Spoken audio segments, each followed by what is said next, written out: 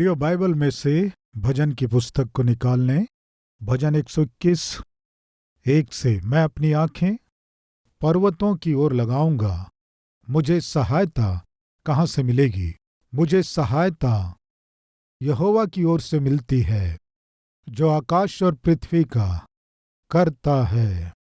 वह तेरे पाँव को टलने न देगा, तेरा रक्षक कभी न ऊँघेगा। सुन, इज़राइल का रक्षक न ऊँघेगा न सोएगा। यहोवा तेरा रक्षक है, यहोवा तेरी दाहिनी ओर तेरी आड़ है। न तो दिन को धूप से और न रात को चांदनी से तेरी कुछ हानि होगी। यहोवा सारी विपत्ति से तेरी रक्षा करेगा, वह तेरे प्राण की रक्षा करेगा। यहोवा तेरे आने जाने में तेरी रक्षा अब से लेकर सदा तक करता रहेगा, रक्षा करता रहेगा। भजनकार क्या कह रहा है? वो अपने जीवन के आत्मिक यात्रा में जो कष्ट थे, जो समस्याएं थी, जो संघर्ष थे, उनमें से बाहर निकलने के लिए वो किस ओर देख रहा है? बताइए, किस ओर देख रहा है? पर्वतों की ओर मैं अपनी आंखें उठा रहा हूँ, मुझे सहायता कहाँ से मिलेगी। पर्वतों की ओर मैं अपनी आंखें उठा रहा हूँ कहने से आप इसे गलत ना समझें। सुनिए, पर्वतों की ओर यानी यरूशलेम की ओर। ये क्या है पर्वतों की ओर कहने से? यरूशलेम तो एक नगर है ना, यरूशलेम एक नगर है, लेकिन वो यरूशलेम नगर पर्वतों के ऊपर निर्माण किया गया नगर है। यरूशलेम का परमेश्वर का भवन पर्वतों के ऊपर निर्माण किया गया है। जब आप यरूशलेम में प्रवेश करेंगे, आप कार में जाते रहेंगे, लेकिन एक स्थान में पहुंचने पर दूर से देखेंगे तो पर्वतों के ऊपर आपको एक नगर दिखाई देगा। कार नीचे रहेगा और ऊपर आपको नगर दिखाई देगा। मैंने पूछा कौन सा है वो नगर? किससे? कार चलाने वाले ड्राइवर से। वो नगर कौन सा है? पर्वतों के ऊपर निर्माण किया गया नगर। उस नगर का नाम यरूशलेम। पर्वतों की ओर अपनी आंखें उठा रहा हूं कहने का मतलब है वो यरूशलेम की ओर अपनी आंखें उठा रहा है। यरूशलेम की ओर वो अपनी आंखें क्यों उठाया? क्योंकि परमेश्वर ने कहा, इस मंदिर की ओर जो अपनी आंखें उठाकर प्रार्थना करेगा उसे मैं निश्चय उत्तर दूंगा। हम देखते हैं दानिएल भी जब प्रार्थना किया करता था, अपने रीति के अनुसार वो अपने खिड़कियों को यरूशलेम की ओर खोलकर क्या किया? उस ओर देखकर प्रार्थना किया। कारण क्या है कि यहूदी लोग कहीं भी रहे, यरूशलेम की ओर अपने हाथ उठाकर प्रार्थना करना उनका नियम था। प्रिय भाई और बहनों, आपके जीवन में आवश्यकता कोई भी हो सकती है, विपत्ति कुछ भी हो सकती है, आर्थिक संकट कुछ भी हो सकता है, समस्या कुछ भी हो सकती है, लेकिन मुझको और आपको निश्चय क्या करना है? परमेश्वर के ओर ही फिरना है। कोई भी कष्ट आए, कोई भी क्लेश आए, कोई भी दुख आए, कोई भी संकट आए, कोई भी विपत्ति आए, हमें क्या करना है जानते हैं? परमेश्वर की ओर फिरना है। जॉर्ज मुल्लर नाम के परमेश्वर के दास, उनके जीवन में कोई भी समस्या आए परमेश्वर से प्रार्थना करते थे। वे अपने डायरी में लिखते थे, आज मेरे आवश्यकता के अनुसार मैं इस आवश्यकता के लिए प्रार्थना करना है, लिखकर उसके लिए प्रार्थना करता था। उसके बाद 1 महीने के बाद या 3 दिन बाद या 1 सप्ताह के बाद परमेश्वर जब उत्तर देता था उसे राइट करता था। मैं प्रार्थना किया, परमेश्वर उत्तर दिया, टिक लगा देता था। इस तरह जॉर्ज मुलर के किए गए हर एक प्रार्थना का उत्तर परमेश्वर निश्चय दिया। इसका कारण यह है कि वो इतना अधिक परमेश्वर पर विश्वास किया। कोई भी कष्ट आए परमेश्वर के पास जाकर प्रार्थना करता था। एक प्रभु के दास ने कहा, जॉर्ज मुल्लर प्रार्थना करने के लिए घुटने टेका है कहने से स्वर्ग में रहने वाले परमेश्वर के दूत और वैसे ही परमेश्वर भी स्वर्ग से, आकाश से झुककर देखा करते थे। कौन प्रार्थना करने से? जॉर्ज मुलर प्रार्थना के लिए घुटने टेकने से बस सारा स्वर्ग बड़ी आशा के साथ उसकी ओर देखा करते थे। वे इतने महान प्रार्थना योद्धा थे। प्रियो, एक दिन जॉर्ज मुलर एक स्टीमर में यात्रा कर रहे थे। यात्रा करते समय स्टीमर रुक गया। स्टीमर रुकने से वो अपने कमरे से बाहर निकला। कैप्टन के पास आकर पूछा, स्टीमर को क्यों रोक दिए हो? कैप्टन ने कहा, जॉर्ज मुलर जी, आप चारों ओर देखिए, समुद्र में कितनी मोटी बर्फ पड़ी है। देखिए, देखने से समुद्र के ऊपर मोटी बर्फ की परत पड़ी हुई है, इसीलिए ये स्टीमर आगे बढ़ नहीं सकती। तब कैप्टन से जॉर्ज मुलर जी ने पूछा, ये जो बर्फ पड़ी हुई है, इसे पिघलने में कितना समय लगेगा? मेरे अनुभव के अनुसार कम से कम 3 या 4 दिन लगेंगे। ये बर्फ पूरा पिघलना है और हमारी यात्रा हमें आगे बढ़ाना है। तो तब जॉर्ज मुलर ने कहा, ये क्या है, 3-4 दिन क्यों लगेंगे? कल शाम को मुझे जाकर एक स्थान में वचन की सेवकाई करना है। उसी काम से मैं जा रहा हूँ। कल शाम तक हमें निश्चित फलाने स्थान में पहुंचना है। इस तरह कहने से उस स्टीमर के चालक ने कहा, जॉर्ज मुलर जी, आपके सोचने मात्र से नहीं होगा, क्योंकि ये जो बर्फ पड़ी हुई है 3-4 दिन लगेंगे इसे पिघलने में। अंदर जाकर आप आराम कीजिए, सो जाइए। तब जॉर्ज मुलर जी ने कहा, मेरे जीवन में मेरे प्रभु मुझे जिस स्थान में ले जाऊंगा कहे, उस स्थान में जिस समय से ले जाना है उस समय से ना ले जाकर कभी भी मेरा परमेश्वर मुझे देरी से ले गया हो, ऐसा कभी नहीं हुआ। कल भी मैं फेल नहीं होऊंगा। निश्चय कल शाम को मैं जाकर वचन की सेवकाई करूंगा। ये सुनकर स्टीमर का चालक एक तरह से हंसकर, ऐसा है, देखेंगे देखेंगे। जॉर्ज मुलर जी ने कहा, देखोगे, कल शाम तक हम किनारे पहुंच जाएंगे, इससे तुम देखोगे। ये कहकर चुपचाप अपने कमरे में चले गया। प्रियो, जाकर घुटने टेक कर प्रार्थना करने लगा, प्रभु, आज तक तूने मेरी प्रार्थना को अनसुनी कभी नहीं किया। मैं जब भी प्रार्थना किया तू सुना, मेरी हर प्रार्थना का तू उत्तर दिया। आज जो मैं प्रार्थना कर रहा हूं उसका भी तू निश्चय उत्तर देगा। कल शाम तक मुझे किनारे पहुंचाने जा रहा है, इसलिए तेरा धन्यवाद पिता। जब वो प्रार्थना कर ही रहा था, स्टीमर का चालक दौड़ता हुआ आकर जॉर्ज मुलर के कमरे का दरवाजा जोर से खटखटाने लगा। उठकर, तुम इतनी जोर जोर से क्यों खटखटा रहे हो? कहने से, आप कौन हैं महाशय? आप कौन हैं? क्यों, क्या हुआ? क्या हुआ कह रहे हैं आप? आप सामान्य नहीं हैं। आप जिसकी उपासना करते हैं वो परमेश्वर भी सामान्य नहीं है। क्या हुआ? क्या हुआ? क्या कह रहे हैं? चाहिए तो आकर देखो, सारा बर्फ पिघलता जा रहा है, पानी में घुलता जा रहा है। हमारी यात्रा सुरक्षित आगे बढ़ने वाली है। आप जिस पर विश्वास करते हो परमेश्वर सामान्य नहीं है, आप भी सामान्य नहीं हैं। प्रिय भाइयों और बहनों, आज आपकी यात्रा में कुछ रुकावट बनी हुई है क्या? जैसे उस दिन जॉर्ज मुलर जी की यात्रा में बर्फ रुकावट बनकर स्टीमर को आगे बढ़ने नहीं दी, ऐसे आपकी जीवन की यात्रा को, आत्मिक यात्रा को हिल ना सके, आगे बढ़ ना सके। एक कदम भी आप आगे बढ़ा ना सको, ऐसे कहीं आप फंसे हुए हैं क्या? अब आगे बढ़ नहीं सकता, ऐसे आप सोच रहे हैं क्या? तो फिर परमेश्वर इस भजन में एक सुंदर वाचा दिया है, देखेंगे। आइए, क्या है वो वाचा? 8वां वचन, यहोवा तेरे आने जाने में तेरी रक्षा अब से लेकर, क्या है, सदा तक करता रहेगा। प्रियो, आपके आने जाने में यहोवा अब से लेकर रक्षा करेगा। उस दिन जॉर्ज मुलर जी की यात्रा में विपत्ति आ गई, रुकावट आ गई, अड़चन आ गई। जॉर्ज मुलर जी को जिस मंजिल तक पहुंचना है वहां तक नहीं पहुंच सकते, उस चालक ने निश्चय कह दिया, क्योंकि वे जिस स्टीमर पर यात्रा कर रहे थे उसे बर्फ ने पूरी रीति से रोक रखा था। स्टीमर बिल्कुल आगे बढ़ नहीं सकती। आज हमारे बीच कोई है क्या? मैं आगे ना बढ़ पाने की स्थिति में हूं। आशा के साथ इस काम को प्रारंभ किया।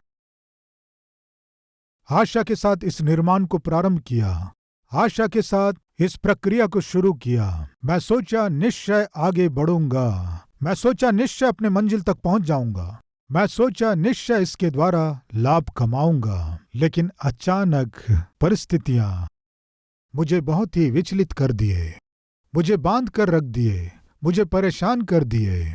मुझे आगे बढ़ने का रास्ता दिखाई नहीं दे रहा है। इस मार्ग में मैं आगे एक कदम भी बढ़ा ना सकूं, फंस गया हूं। कोई है क्या? लेकिन परमेश्वर कह रहे हैं, तेरे यात्रा में मैं तेरी रक्षा करूंगा। वो आत्मिक यात्रा हो सकती है या भौतिक रूप से आपकी यात्राएं हो सकती हैं। सुबह उठते ही शाम तक हमें क्या करना पड़ता है? यात्रा करना पड़ता है। स्कूल जाने वाले बच्चों को क्या करना है? यात्रा करना है। कॉलेज जाने वाले यात्रा करना है। नौकरी में जाने वाले यात्रा करना है।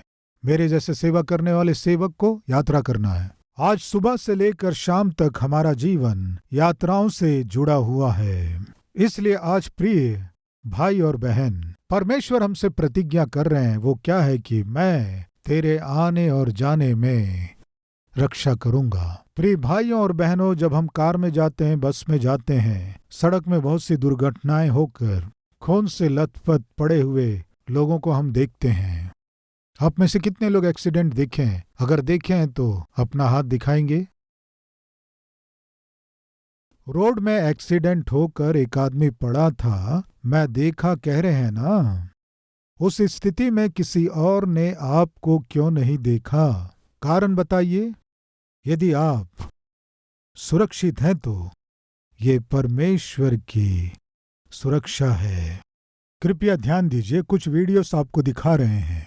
रोड में आप बड़ी अच्छी रीति से अपने रास्ते में आप जाते रहते हैं, लेकिन रोड में शराब पिए हुए भी ड्राइविंग करते हैं, जो नशे में है वे भी ड्राइविंग करते हैं, तरह तरह के मानसिकता के लोग ड्राइविंग करते हैं, लापरवाही के साथ ड्राइविंग करते हैं, बड़ी तेज गति से ड्राइविंग करते हैं, दूसरों को परेशान करने के लिए कटिंग मारते हुए ड्राइविंग करने वाले भी रहते हैं। आप बहुत ही सावधानी से अपने रास्ते से आप जा रहे होंगे, लेकिन प्रिय भाई और बहन, आपको सुरक्षित घर पहुंचना है तो सावधानी से ड्राइविंग करने से काफी नहीं है। लापरवाही पूर्वक ड्राइविंग करने वाले के चपेट में आने से परमेश्वर आपकी रक्षा करेंगे, तभी आप सुरक्षित अपने घर पहुंच सकेंगे। देखिए, इस वीडियो को समझ में आएगा। आपको क्या समझ में आया? बाजू वाले लाइन से बेचारा वो सफेद कार वाला आराम से आ रहा था। इसे अपने ही रास्ते में जाना चाहिए था ना? अचानक रास्ता बदल दिया। इसे कौन जान सकता है? मेरे रास्ते मैं जा रहा हूं, उसके रास्ते वो जा रहा है। बीच में स्टॉपर्स भी रखे हुए हैं। यहां से ऐसे नहीं आना है, इसलिए स्टॉपर्स रखे हैं। पता नहीं उसके मन में क्या हुआ, क्या पता। पीछे से जो आ रहा था वो ठोकर मार दिया। एक बार और देखिए क्या है परिस्थिति। आपको क्या समझ में आया? आप बहुत सावधानी से अपनी कार को चला रहे हों, लापरवाही से चलाने वाला आकर ठोकर मार दे तो बस उस दिन आप घर नहीं पहुंच पाएंगे। आपके घर वालों को हॉस्पिटल जाना पड़ेगा।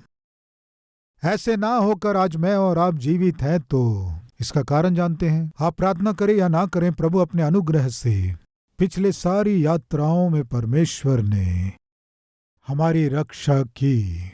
प्रिय, एक दिन एक व्यक्ति आकर अपने मित्र से कहने लगा, मैं कितना धन्य हूं जानते हो, परमेश्वर कितना अद्भुत काम किया जानते हो।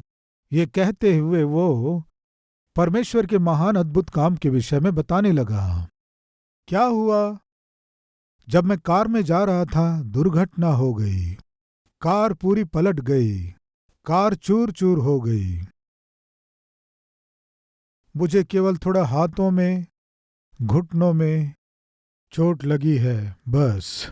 परमेश्वर मेरे प्राण को बहुत ही अद्भुत रूप से बचा लिया। उस कार को जो भी देखता है क्या कहता है? इस कार में जो यात्रा कर रहा था निश्चय मर गया होगा, सब कह रहे हैं। लेकिन परमेश्वर कितना अद्भुत परमेश्वर है जानते हैं? इतने भयानक रूप से कार चूर चूर हो गई, लेकिन परमेश्वर मेरी रक्षा किया। ये महान, बताइए, अद्भुत है। जब कह रहा था तो तब सामने का व्यक्ति कहने लगा, मैं तुम्हें एक और अद्भुत बात बताता हूं, ये उससे भी बढ़कर अद्भुत है। क्या है? तुम्हारी कार चूर चूर हो गई, तुम्हारा एक्सीडेंट हो गया। तुम्हारी कार की भी जब एक्सीडेंट हुई और कार चूर चूर हो गई और तुम भी बचा लिए गए, क्या हुआ तुमको? जिस मार्ग से तुम जाते हो उसी मार्ग से मैं पिछले 10 साल से यात्रा कर रहा हूं। तुम्हारे एक बार यात्रा करने से ही तुम्हारी कार चूर चूर हो गई, तुम बोले ना। परमेश्वर उससे भी महान अद्भुत काम किया। वो क्या है अद्भुत काम कहने से? इसी रास्ते से नौकरी के लिए पिछले 10 साल से कार में मैं जा रहा हूं, अभी तक कोई एक्सीडेंट ना हो। मेरा प्रभु अपने महान अनुग्रह को किया। प्रिय भाई और बहनों, हम सामान्य रूप से जब हमारे जीवन में दुर्घटना होती है और उस दुर्घटना से हम बच जाते हैं, तब परमेश्वर अद्भुत काम किया कहते हैं ना। असली में दुर्घटना कोई आपके निकट आने नहीं दिया तो उसे क्या कहेंगे? महान अद्भुत।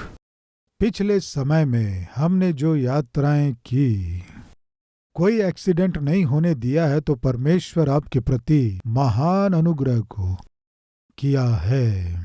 प्रियो, वही परमेश्वर मुझसे और आपसे प्रतिज्ञा कर रहा है, तेरी यात्राओं में मैं तेरी रक्षा करूंगा।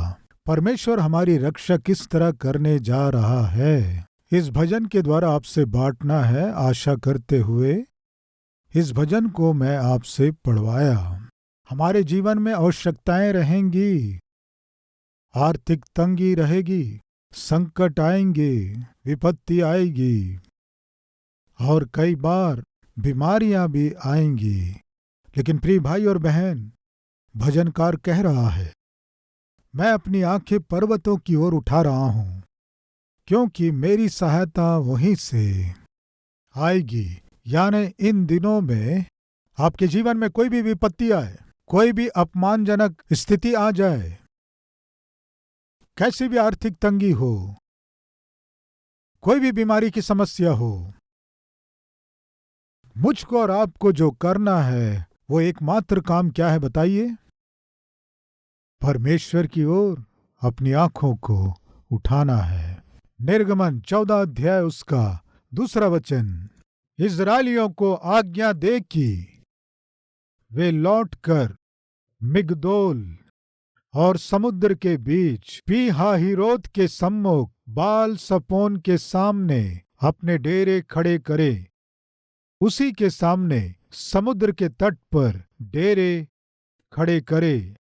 तब फिरौन इस्राएलियों के विषय में सोचेगा, वे देश की उलझनों में फंसे हैं और जंगल में घिर गए हैं। प्रियो, मूसा से परमेश्वर कह रहे हैं, अपने लोगों को लेकर जा। कहां लेकर जाऊं? समुद्र के पास लेकर जा। लेकिन तूने कहा था प्रतिज्ञा के देश में ले जाऊंगा। हाँ, कहा था प्रतिज्ञा के देश में ले जाऊंगा। आपने कहा समुद्र के पास ले जाने से क्या रहेगा? समुद्र के पास क्या रहेगा? वहां मार्ग कहां रहेगा? क्यों ले जाने को कह रहे हो? ले जाओ, मैं कह रहा हूं।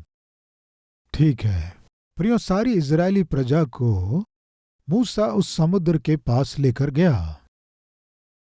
ये जिस मार्ग से गए, दाहिनी ओर और बाईं ओर पर्वत थे। दाहिनी ओर पर्वत, बाईं ओर पर्वत, बीच में ये यात्रा कर रहे थे, समुद्र तक पहुंच गए। यह समाचार फिरौन को मालूम चली। वो क्या है? वे देश की उलझनों में फंस गए हैं और जंगल में वे घिर गए हैं। दाईं ओर जा नहीं सकते, बाईं ओर जा नहीं सकते, आगे नहीं जा सकते, फंस गए हैं। इस बात को फिरौन जानकर, फिरौन अपनी सेना के साथ आ रहा था कि इजरायलियों को बंधक बनाकर अपने साथ लेकर जाए। सामने देखने से समुद्र, दाईं ओर देखने से पर्वत, बाईं ओर देखने से पर्वत। पीछे फिरौन की सेना क्या करना है? चारों ओर से घिर गए। प्रियो, 10वां वचन, जब फिरौन निकट आया तब इजरायलियों ने आंखें उठाकर क्या देखा कि मिस्री हमारा पीछा किए चले आ रहे हैं, और इजरायली अत्यंत डर गए और चिल्लाकर यहोवा की दोहाई दी। प्रियो, फिरौन पीछा कर रहा था, डर गए। डर कर इजरायली क्या किए? यहोवा की दुहाई दी। प्रिय भाइयों और बहनों, सुनिए, आपके आत्मिक यात्रा में किसी भी विषय में यदि आपके जीवन में कोई भी भय या डर होने से क्या करना है? बताइए। प्रार्थना करना है। जब भी आप में भय छा जाए, किसी भी कारण से, किसी भी विषय में क्यों ना हो, यदि भय आपके ऊपर छा गया तो आपको सबसे पहला काम क्या करना जानते हैं? प्रार्थना करना है। प्रियो, सामान्यतः आप जानते हैं ना, बहुत डर लगा समझिए घुटने हिलने लगेंगे, हाँ या नहीं? किसी को बहुत डर लगे तो घुटने हिलने लगते हैं। एक प्रभु के दास ने कहा, घुटने हिलने लग जाए, यदि आपको इतना भय लगे तो उन्हीं घुटनों में तुम आ जाना। भय आपको तुरंत छोड़कर चला जाएगा। यानी अर्थ क्या है? घुटने में आ जाओ कहने से, हाँ, यानी अर्थ क्या है? अपने घुटने टेक दो, तब जो डर आपको डरा रहा है वो आपको छोड़कर जाएगा। सबसे पहले परमेश्वर क्या कह रहे हैं?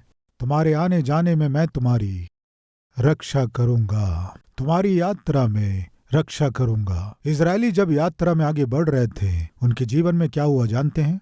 सामने समुद्र था, दाएं बाएं पर्वत थे, शत्रु पीछे से जब एकदम से आ गया, हम फंस गए हैं, ऐसी स्थिति जब सामने आ गई तो तब वे क्या किए जानते हैं? यहोवा की दुहाई दी।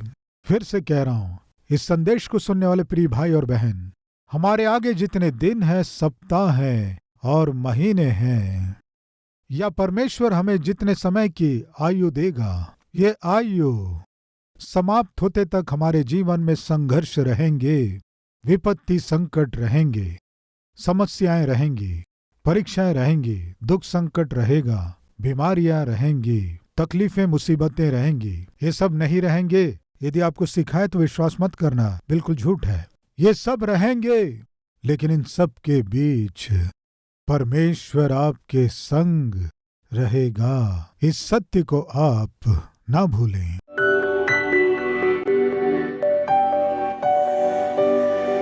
पवित्र प्रेमी परमेश्वर पिता विपरीत परिस्थितियों में, रुकावटों में, विपत्तियों में, दुर्घटनाओं में जो रुकावट के रूप में है, उन परिस्थितियों को मार्ग दिखाई ना देने के समय में हमारे आगे मार्ग तैयार करके, अद्भुत काम करके, मार्ग को खोलकर आपके नाम की महिमा लेने के लिए आज हमारे बीच आप उतर आए। आपका धन्यवाद करते हैं। आज हमारे जीवन में जिसके विषय में भय है, जिनके विषय में भय है, उसे पिता आपके हाथों में सौंप रहे हैं। आप ही हमारे प्राण आत्मा देह में शांति प्रदान कीजिए, सुकून प्रदान कीजिए। इस आत्मिक यात्रा में, इस जीवन की यात्रा में रुकावट बनने वाले, संकट के रूप में आने वाले हर एक स्थिति को पिता आशीष में बदल दीजिए। चाहता हूं पिता, प्रभु, हमें विरोधी शिकार करना है, हमें नाश करना है, हमें घात करना है, सोच कर आ रहा है, उसे आप नाश करने जा रहे हैं पिता। हम आपका धन्यवाद, स्तुति, महिमा करते हैं। प्रार्थना सुनने के लिए धन्यवाद और स्तुति करते हुए अति शीघ्र ही हमारे जीवन में बहुत से अद्भुत काम आप करने जा रहे हैं। हमें प्रभु आनंदित करने जा रहे हैं, इसलिए आपकी स्तुति करते हुए, यीशु के नाम से आपकी महिमा करते हुए इस प्रार्थना को मांगते हैं पिता, आमीन। हमारा पता Calvary, post box number 30, Kukatpally, Hyderabad 72,